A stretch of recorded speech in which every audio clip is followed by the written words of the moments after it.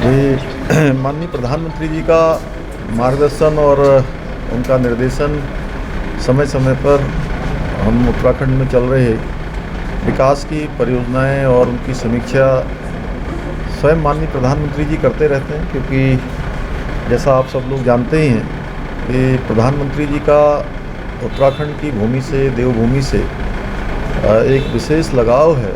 और उस लगाव के कारण से पिछले 9 सालों में 2014 के बाद अनेक परियोजनाओं को वहाँ पर स्वीकृति मिली है और लगभग 1.5 लाख करोड़ की योजनाएं सब मिलाकर उत्तराखंड के अंदर चल रही हैं।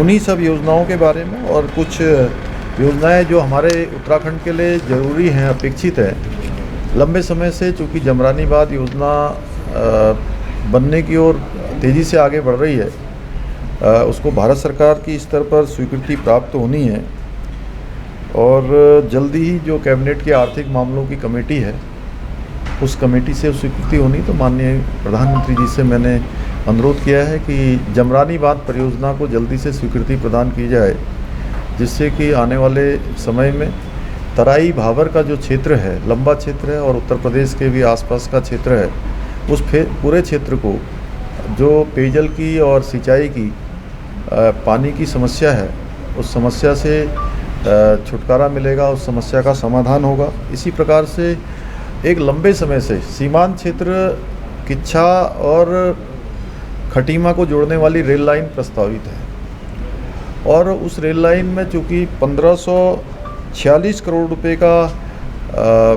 कुल व्यय होना है, उस व्यय को हमने कहा है कि केंद्र की सरकार, चूँकि राज्य के संसाधन इतने ज़्यादा नहीं हैं कि वो 50% का जो शेयर है वो उसमें दे पाए, तो उसके लिए मैंने अनुरोध किया है कि केंद्र ही उसको वहन कर ले।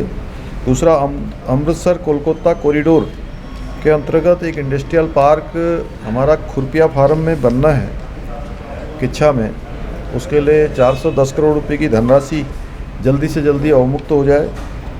और हम दिसंबर माह में उत्तराखंड के अंदर, क्योंकि इस समय पूरे देश दुनिया के जो उद्योग समूह से जुड़े हुए लोग हैं, इन्वेस्टर हैं, वो आना चाहते हैं, एक सकारात्मक माहौल वहाँ पर निर्मित हुआ है, तो माननीय प्रधानमंत्री जी से मैंने अनुरोध किया है कि वो इन्वेस्टर समिट में भी आकर हम सबके बीच में जो है उसको, चूँकि लोगों के प्रोत्साहन के लिए उसका समय देने का भी जो है उनसे अनुरोध किया है। साथ में जीएसटी लागू होने के बाद जो कैपिटल सब्सिडी को भी जारी रखने का मैंने अनुरोध किया, क्योंकि हमारे राज्य में जीएसटी के कारण से, मिनिमम कंज्यूमर होने के कारण से और मैक्सिमम काफ़ी चीज़ें हमारे यहाँ उत्पादित होती हैं, उसका लाभ हमको सीधे थोड़ा कम मिलता है। और साथ में जोशीमठ में जो आपदा आई थी, उस आपदा से तमाम क्षतिपूर्ति होनी है, लोगों का पुनर्वास होना है, उस पर भी आदरणीय प्रधानमंत्री जी ने हमें पूरा आश्वासन दिया है कि उस पर उनकी तरफ से सकारात्मक रूप से सहयोग किया जाएगा केंद्र की तरफ से। 4 धाम यात्रा तेज़ी से चल रही है और अभी तक 34 लाख लोगों ने दर्शन कर लिए हैं, जो अपने आप में एक बहुत बड़ा रिकॉर्ड है। 22 अप्रैल 2023 को यात्रा प्रारंभ हुई थी और इतने कम समय में इतने ज़्यादा यात्रियों का दर्शन करना अपने आप में यात्रा की ऐतिहासिक होने की ओर आगे बढ़ रही है।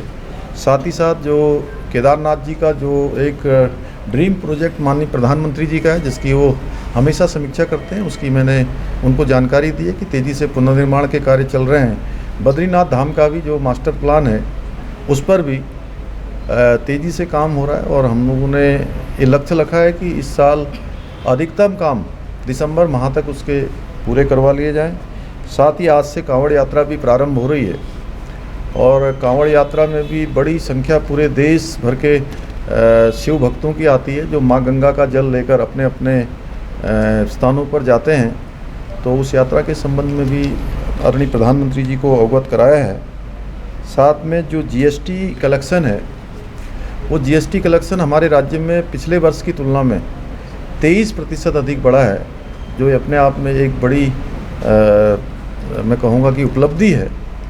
उस पर भी आदरणीय प्रधानमंत्री जी को अवगत कराया है। साथ में निकट भविष्य में, चूँकि लंबे समय से माननीय प्रधानमंत्री जी का उत्तराखंड का प्रवास नहीं हुआ है, इसलिए मैंने आदरणीय प्रधानमंत्री जी से अनुरोध किया है कि जल्दी ही उत्तराखंड का प्रवास भी जो है हम सबके बीच में आकर करें। क्या यूसीसी भी डिस्कस हुआ है प्रधानमंत्री से, क्योंकि पहला स्टेट होगा पोस्ट इंडिपेंडेंस अगर यूसीसी इम्प्लीमेंट होता है? आज मैंने जो आप सबको मुद्दे बताए हैं उन्हीं मुद्दों पर मेरी चर्चा हुई। सर, क्या अमित शाह जी से आपकी कल शाम को बैठक हुई थी, क्या उसमें डिस्कस नहीं, हुआ था? अमित शाह जी से भी, चूँकि राज्य के अंदर जो कानून व्यवस्था की स्थितियां हैं, चार धाम यात्रा की स्थिति है और आपदा से, चूँकि हमारे राज्य को प्रत्येक वर्ष बरसात के समय में आपदाओं का सामना करना पड़ता है, उसी आपदा की संबंध में जो हमने राज्य ने जो तरक्की जो जानकारियाँ करी हैं या जो तैयारियाँ करी हैं उन सब के बारे में चर्चा हुई है। और साथ ही साथ चूँकि STRF के साथ साथ NDRF भी जो केंद्र की हमारी है, वो भी चारधाम यात्रा और आपदा के समय में हमारे पूरे सहयोग के लिए हर समय जगह जगह पर तैनात रहती है। तो और पिछले वर्षों में जो आपदा आई थी उसमें केंद्र की सरकार ने आपात स्थिति में हेलीकॉप्टर, ITBP की वाहनियाँ, NDRF की टीमें भेजी थी, उसके लिए मैंने उनका धन्यवाद दिया। सर, सिक्स शेड्यूल में ट्राइबल्स को एग्जेम्प्ट किया गया है किसी और भी रूल्स में आने के लिए। आपको लगता है यूसीसी के अंडर के एग्जेम्प्ट किया जा सकता है? क्योंकि सुशील कुमार मोदी जी का जो वक्तव्य आया कल पैनल की मीटिंग के बाद कि एग्जेम्प्ट किया जा सकता है, आपको लगता है उत्तराखंड में इस पर विचार हो सकता है? देखिए, अभी तो चूँकि यूसीसी कमेटी का ड्राफ्ट कंप्लीट रूप से हमें नहीं मिला है और उनका ड्राफ्ट जब मिलेगा तो उस पर तभी कुछ कह पाना संभव होगा। क्या जानकारी कब तक संभव है और कब तक उत्तराखंड में लागू हो सकता है? क्योंकि अब हम बहुत देर भी नहीं करेंगे और जल्दबाजी में जो है ऐसा काम भी नहीं होगा कि जो है कि कोई ऊपर का नीचे हो जाए, इसलिए बहुत सोच समझ कर उस पर काम होगा। कब तक माना जाए, कब तक कि अगले नेक्स्ट सेशन में या कुछ मिड सेशन में? आप जल्दी मानिए कि जल्दी थोड़ा इंतजार कर लीजिए। सर, आज आपके 2 साल हो गए सीएम पद लिए, at the rate 25 Uttarakhand vision रखा आपने। अभी क्या महत्वपूर्ण कार्य हैं जो आप आगे भी लेके चल रहे हैं? नहीं, उत्तराखंड देश का अग्रणी राज्य बने, उत्तराखंड हर क्षेत्र में आगे बढ़े, उसके लिए मुख्य सेवक के नाते मुझे जो दायित्व मिला है मैं उस पर काम कर रहा हूं और सभी का सहयोग मिल रहा है और हर उत्तराखंड वासी राज्य को आगे बढ़ाने के लिए अपना योगदान दे रहा है। और मैं यही कहना चाहूँगा कि सबका सहयोग निरंतरता से हमें मिला है।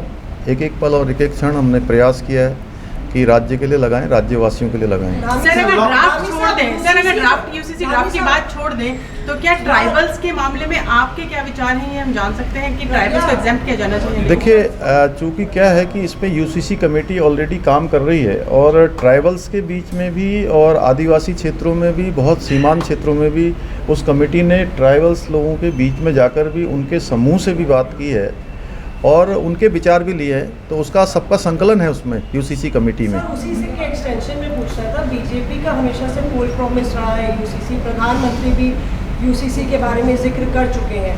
क्योंकि उत्तराखंड, अगर आपकी कमेटी की रिपोर्ट अब ड्राफ्ट तैयार है तो क्या आपको लगता है कि उत्तराखंड एक रोल मॉडल बन सकता है? और जिस तरह से जो आप लोग का 80% हिंदू मेजॉरिटी है वहाँ पे, तो उत्तराखंड देखिए हमेशा से, चूँकि उत्तराखंड देवभूमि है और जो भी काम होता है वो मानवता के लिए होता है, सबके लिए होता है और भगवान की इच्छा से होता है। तो उत्तराखंड में ऐसा काम होगा कि आगे चलकर वो सब जगह चलेगा। तो सर कैबिनेट का कुछ विस्तार वगैरह हो सकता है? पीएम साहब, अभी उस पर कोई चर्चा नहीं है। पीएम साहब को बताया आपने यूसीसी की प्रक्रिया कंप्लीट होगी, इसके बारे में जानकारी दिया?